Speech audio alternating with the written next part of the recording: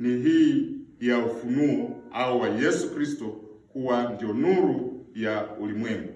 Kwa hiyo ufunuo huu ulianza kwa mamajusi baada ya kuwa Yesu amezaliwa. Inasemekana hao mamajusi walikuwa wataalamu wa nyota, na walipoona nyota moja iliyoashiria kuzaliwa kwa mfalme waliifuata, kama tulivyosoma kwenye Injili ya Luka, kwamba waliifuata mpaka pale alipokuwepo Yesu, alipokuwa amezaliwa, alipokuwa amelazwa Yesu.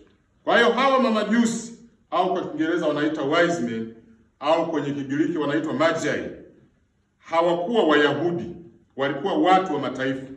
Walitoka mashariki ya Israeli, ambao kwa wakati ule kulikuwa kunaitwa Uajemi, na siku hizi wanasema ni kule Uarabuni.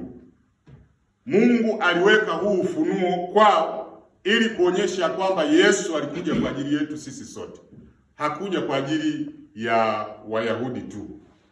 Katika kitabu hiki cha Tumwabudu Mungu Wetu, kurasa ule wa 300, pale kwenye maombezi ya siku ya Epifania, anasema hivi, na hata siku ya leo tumeomba hayo maombi. Anasema, Mungu, uliwafunulia mataifa mwana wako pekee Yesu Kristo, kwa kuwaongoza mamajusi kwa nyota, utuangaze nuru yako ili tuishuhudie hapa duniani na kuifurahia mbinguni pamoja na wateule wako wanaotoka mataifa yote.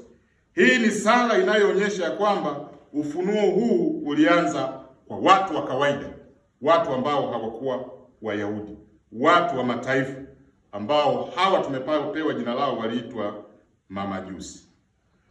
Ukiangalia hii historia ya Epifania, ukisoma kwenye vitabu vya historia kama kile cha Intertestamental period, sikukuu hii ilianza kuadhimishwa karne ya 3 na karne ya 4. Ilianzia huko mashariki na Misri baadaye kuenea magharibi au Ulaya. Hapo mwanzo kanisa lilitumia siku hii kukumbuka matukio matatu muhimu katika maisha au katika kukua kwa Yesu Kristo. Tukio la kwanza ambalo lilikuwa linakumbukwa ilikuwa ni ule ujio wa mamajusi waliomtembelea Yesu, kama unavyoweza kusoma katika Mathayo 2:1 hadi 12.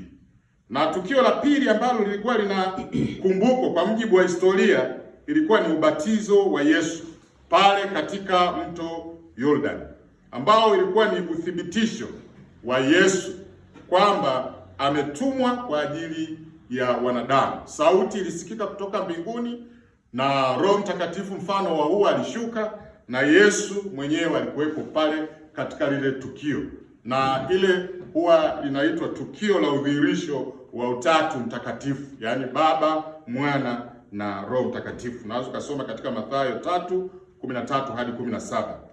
Lakini tukio la tatu lilikuwa linaadhimishwa hapo mwanzoni kama kumbukumbu ya ujio wa Yesu. Ilikuwa ni muujiza wa kwanza kule Kana ya Galilaya, ambako aligeuza maji yakawa divai, kama tunavyosoma kwenye Injili ya Yohana 2:1 hadi 11. Kwa hiyo tangu karne ya 3 sherehe hii ya Epifania imekuwa ikifanyika siku 12 baada ya kuzaliwa kwa Yesu, ikiwa ni hiyo kumbukumbu ya ufunuo wa Yesu kwa watu wa mataifa. Na katika kusherehekea ilikuwa siku maalum pia ya ubatizo kwa watu mbalimbali.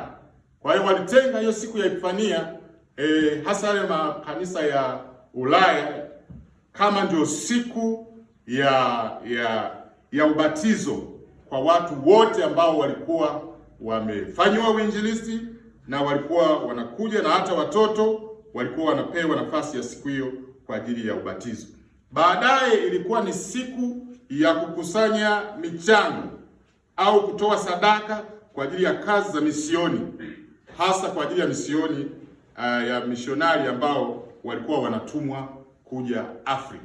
Kwa hiyo baadaye imeendelea kubadilika, ikawa na hayo matukio, hasa hilo la ubatizo, lakini pia la kufanya changizo kwa ajili ya maeneo ya misioni sehemu mbalimbali duniani ikiwemo Afrika. Kwa hiyo Epifania imekuwa na umuhimu sana katika maisha yetu, kwa sababu kujifunua kwa Yesu ulimwenguni ndiko kunakoonyesha nuru ya kweli. Katika kujifunua kwa Yesu ulimwenguni tunaona Mungu aliyekuwa mbali sasa yupo karibu na wanadamu.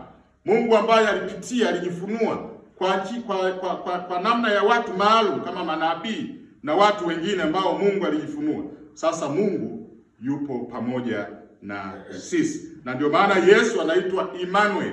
Emmanuel maana yake ni Mungu pamoja na sisi.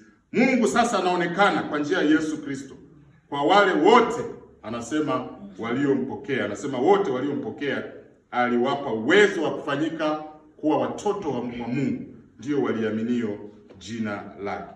Kwa maneno hayo, ufunuo huu una umuhimu sana kwa watu wote, kwa kuwa Yesu Kristo amedhihirishwa kama nuru ya ulimwengu ili alishinde giza, kwa sababu tunajua kinyume cha nuru ni giza, na Yohana anasema hilo giza halikumweza Yesu.